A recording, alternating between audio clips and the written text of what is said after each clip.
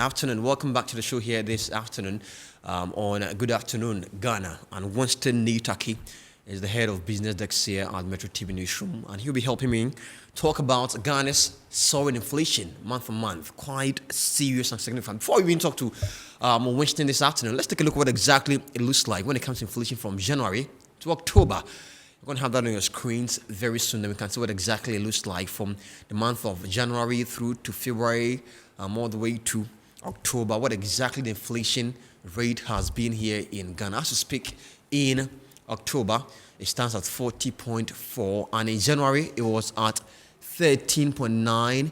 In February, it was at 13.7, 15.7. In March, was 19.4. In April, was 23.6%. In May, was 27.6%. In June, was 29.8%. In July, was 31.7%. In August, was 33.9%. In September, was 37.2%. And in October, was 40.4%. Quite serious. We keep seeing it rise. And like they say, inflation never comes down. Winston. Right. Inflation never comes down, but at the pace at which we are witnessing it here in Ghana, it's a cause for worry. Yeah, it's a very interesting thing to talk about, especially inflation.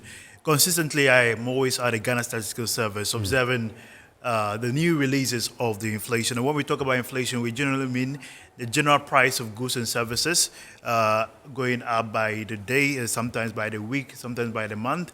But because of the economic dimension, it is necessary that they are released bi-monthly, and also we have bi-yearly inflation figure. But the figure that was released today is quite disturbing, especially for those who are having investment, also for those who go to the market and make decisions based on the normal price of goods and services. Today we had a figure of 40.4%, an increase from 37.2% from the Ghana Statistical Service. That means that the general price of goods and services has gone up by 40.4%, which is a very disturbing indicator when it comes to assessment of the market. So I think that what we should have done possibly with that figure is to assess what really have been the drivers of inflation. As we were mentioning the figures initially from 19.3% in January, moving to 17.3%, as of now we are at 40.3%. One of the key drivers when I look at the assessment, that is the figures, so far all the elements that I'll mention are some of the things that have been driving this inflation. Housing, water, electricity, gas, and other fuels. So let's say housing.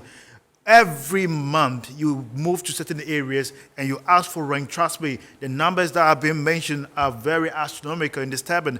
Not many are able to afford housing because consistently the rent prices have gone up. And also water, we knew when they increased the tariff rate to 27%, that is also something that has caused the increasing rate of inflation.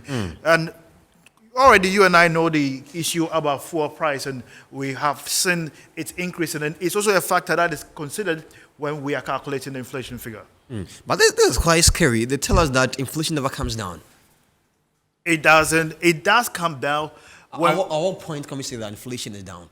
Inflation can come down when we decide to prioritize a policy direction that is centered on the particular indicators in the basket. For instance, if you want to deal with inflation as of now in Ghana, we know that in our basket we have fuel as one of the items in our basket. We have water as one of the items in our basket. We have clothing, we have transport, and all these things contribute to the inflation. So as a policy direction, what must we do, especially with transport fare? To deal with transport fare, you must first deal with the fuel.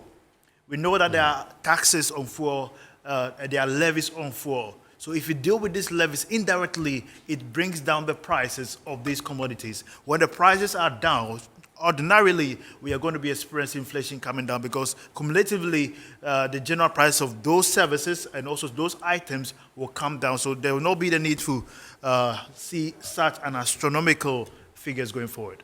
Now we are all worried and scared as we speak right now. You see the big bottle of bottled water.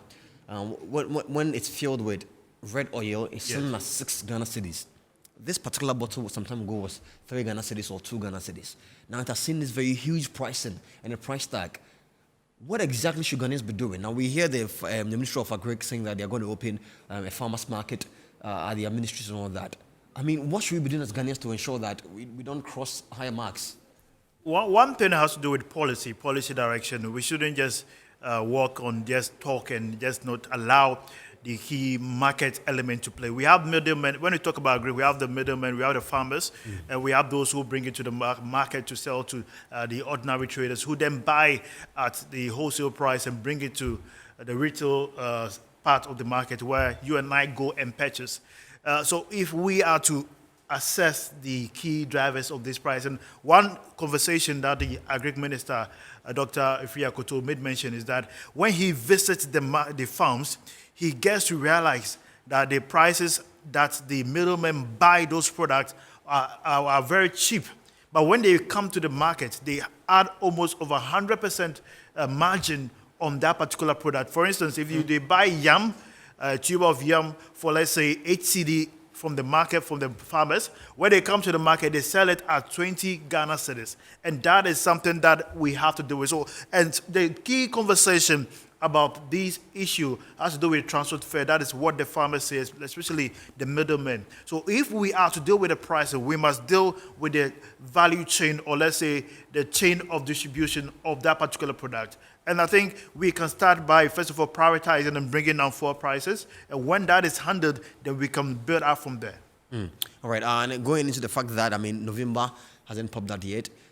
December is also coming, Christmas. We are going to see a lot of people rushing to buy things, for the festivities. I'm wondering how much money people should be budgeting. Let's talk about budgeting as we speak. What should be somebody's budget if they want to have an average Christmas festivity? We are not even yet in Christmas. I think somewhere last month I put out a post on Facebook that start buying your Christmas product or goods now. That was last month. Because I assessed the market and I was able to project that inflation was going to hit higher than projected. Your own projections? Yes, because most of the time when they are calculating inflation, they consider the first week of the month to deduce their figures for the rest of the month. So what we are having now as being released by the Ghana Statistical Service are inflation for the first week of October. So imagine in the latter part of October, we saw in a week, price of a commodity such as oil was moving quite astronomically. In a week, we saw you go to the market, you were buying a product for 10 Ghana cedis. In 2 days, the price went up for more than 70%. So all these elements tells you that no matter how much you have in your account, your money's value would certainly go down in the coming months. So if you don't buy your product now, trust me, by Christmas, we may be forced to adjust. There will not be we'll not be in a celebration. No gift for anybody. I mean, no, certainly. No so if you don't get invitation from people and say, "Oh, come and let's have Christmas party," forgive me. Trust me, it's not personal, but you should consider that prices are not as normal as they are. Exactly, and as you said, it's nothing personal. Just know that inflation and prices are really up, and people are trying as much as possible to eat and spend money within their means. You get it. Let's now talk about ways by. I want us to find ways by which we, the Ghanaians, we the citizens, can help ourselves. You get it? Because one way or the other, government is in charge, economic policy and fiscal policy. But when it comes to the individual being as a citizen, what should we be doing to ensure that our pockets are not dry, regardless of the inflation rate that we're experiencing? The first aspect, right now, nobody's salary or money or wages is enough. Because we already see the depreciation of the city. And therefore, when you go to the market, how much you have in your hand may not get you the same amount of goods you intend to buy. If you usually get 4 bags of rice by, let's say, 100 or 200 Ghana cedis, now when you go to the market, you are able to afford only 2 bags of rice, and that is a disturbance. Imagine if you have a family of 5, how are you going to manage? Just this week, I was thinking about something because I went to the market to go and buy tomatoes. Usually you can You bought tomatoes from the market? Yeah. Interesting. Yeah, usually you can get, let's say, 7 tomatoes species with 5 cedi. But one day the woman gave me 2. For 5 cedis? For 5 cedi. When she gave it to me, I'm like, Madam, we see 5 cedis. So. Now, this is me going to buy bread. I'm telling you, the English in me left. This is me buying bread, and I told the woman I'm buying bread 10 cedis. And he pulls out the knife. I'm like, I said 10 cedis. So I thought it was a loaf of bread. Why are you pulling out the knife? It shocked you. Because, I mean, it's horrible and scary. That's the reality now. That's the scary part. And when that happened, I imagine the woman who possibly sells pure water on the street.